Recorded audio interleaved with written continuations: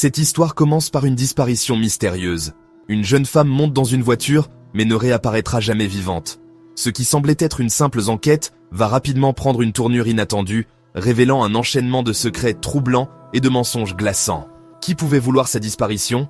Pourquoi? Et surtout, quelle vérité inimaginable allait finir par éclater? Préparez-vous, car ce que vous allez découvrir dépasse la fiction. Bonjour à tous et bienvenue sur votre chaîne Espace Merveilleux.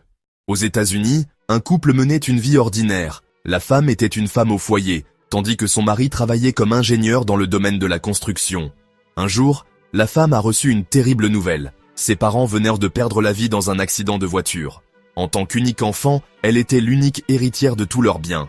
Parmi l'héritage, elle a reçu une somme de 300 000 $, un montant considérable pour eux. Quelques jours plus tard, elle a proposé à son mari de quitter son emploi dans l'entreprise de construction où il travaillait afin d'investir cette somme dans la création de sa propre société spécialisée dans le bâtiment. L'idée a séduit immédiatement son mari, d'autant plus qu'il possédait plus de 20 ans d'expérience dans le domaine. Il démissionna alors et lança son entreprise qui a connu un succès rapide. Le couple était ravi de cet accomplissement. Ils avaient une fille unique qu'ils chérissaient et à qui ils offraient tout ce dont elle avait besoin. Comme beaucoup de parents, ils souhaitaient lui offrir ce qu'eux-mêmes n'avaient pas eu dans leur enfance. Son père en particulier la couvrait d'attention et ne lui refusait aucun de ses caprices.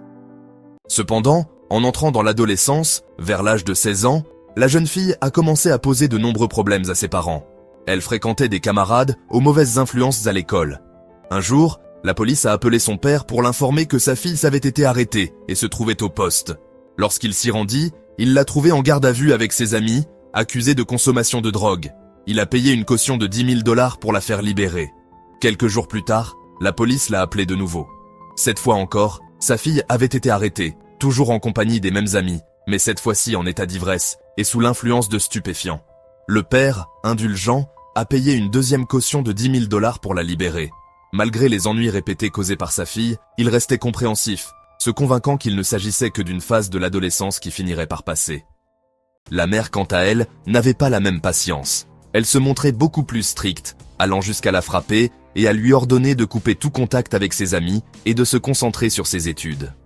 Un jeune employé travaillait dans l'entreprise du père, un jeune qu'il appréciait particulièrement et qu'il considérait presque comme un membre de la famille.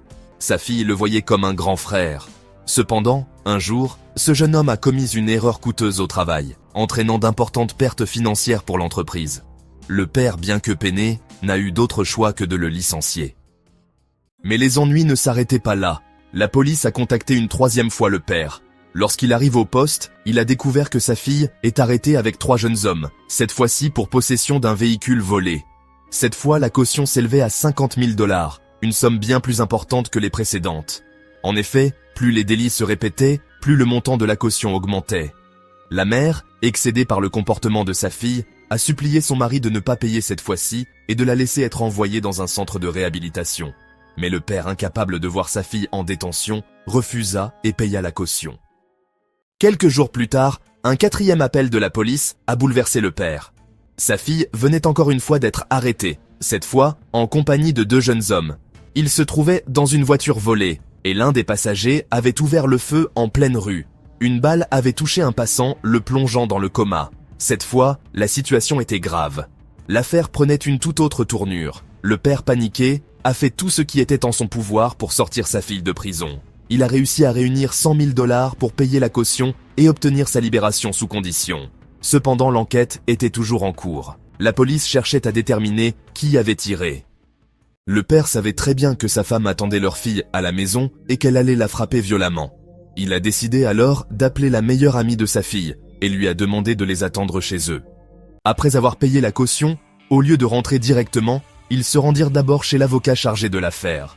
Ce dernier leur expliqua que la situation était compliquée, surtout si la victime du tir ne sortait pas du coma. Dans ce cas, la peine encourue pouvait aller de 10 à 15 ans de prison ferme. En entendant cela, la jeune fille a paniqué et éclaté en sanglots, tandis que son père tentait de la rassurer. De retour à la maison, la jeune fille a confié à son amie qu'elle devait sortir pour voir quelqu'un et qu'elle rentrerait après 1 heure. Il était alors 20 heures. Son amie lui a proposé de l'accompagner en voiture. Arrivés à proximité d'une station-service, la jeune fille descend de la voiture, traverse la route et monte à bord d'un véhicule noir. son amie est rentrée chez elle, pensant que son ami reviendrait rapidement. Mais 1 heure est passée, puis 4 heures, il était minuit, et la jeune fille n'était toujours pas rentrée. Son père, inquiet, se rendit immédiatement au poste de police pour signaler sa disparition. Peu de temps après, les forces de l'ordre ont reçu un signalement. Un chauffeur de camion avait découvert un corps sans vie abandonné sur une route. La police a demandé au père de se rendre à la morgue pour identifier la victime, et il s'agissait bien de sa fille. Elle avait été tuée de 4 balles. Mais ce qui a surpris les enquêteurs, c'est que son pantalon était baissé jusqu'aux genoux. Cela laissait penser à un crime à caractère sexuel. La police a interrogé le père pour savoir si sa fille avait des ennemis ou des problèmes avec quelqu'un. Au début, il n'a soupçonné personne, puis il se rappela d'un ancien petit ami de sa fille, un délinquant toxicomane qui l'avait harcelé jusqu'à ce que la police intervienne. L'autopsie a révélé ensuite que la victime n'avait pas subi d'agression sexuelle.